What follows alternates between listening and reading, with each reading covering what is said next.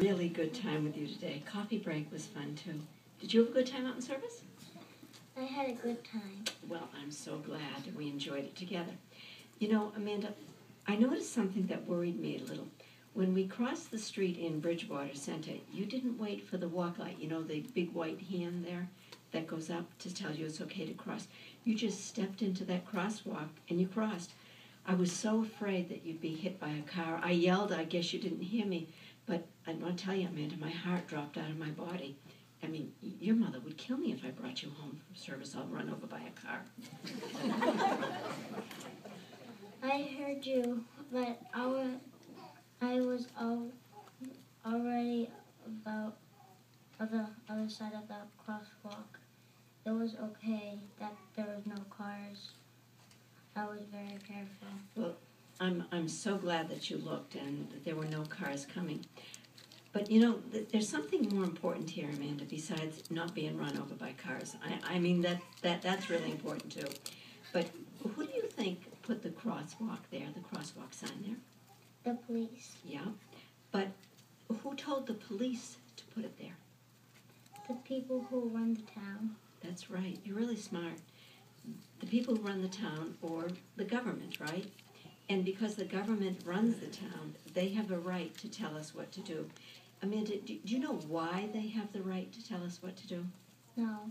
Well, as Christians, we go by the scriptures. You know that. And it's important that we read the scriptures about our attitude. So let's read Romans 13:1, and I'll read that for you, okay? It says, "Let every soul be in subjection to the superior authorities, for there is no authority except by God. The existing authorities stand placed in their relative position by God." I know that sounds like a lot of words to you, but what they're saying is that we as Christians, or Jehovah's Witnesses, have to obey the government because Jehovah allows them to exist, and he's all-powerful. He has the right to do that. Let me think if I can illustrate so you can understand it. What if your brother Brendan said to you, "Amanda, put out the rubbish right now"? You'd say to him, "You're not the boss of me." And you'd be right. He's not the boss of you. But now, what if he said, "Amanda, Mom told me to tell you to put the rubbish out now"? You would put the rubbish out because even though it wasn't Mom directly telling you, but she was telling you through Brendan, and she has the right to tell you to put the rubbish out. So you'd better obey her and put that rubbish out, right? I get it. I have to obey them because Jehovah letting them tell us what to do.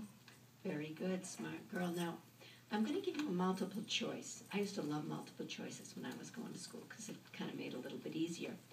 But on this multiple choice, do we obey Jehovah only when somebody is looking? That's number one. Number two, only when we want to. Or number three, when nobody is looking or even when you don't want to because it's Jehovah knows. That's easy. It's number 3. Very good. Smart girl, 3 times a winner. Can you remember that for me the next time we go out in service and you have to cross that road? I can. Okay, well, I think that deserves one of those honeydew donuts we were talking about earlier. Yeah? Okay.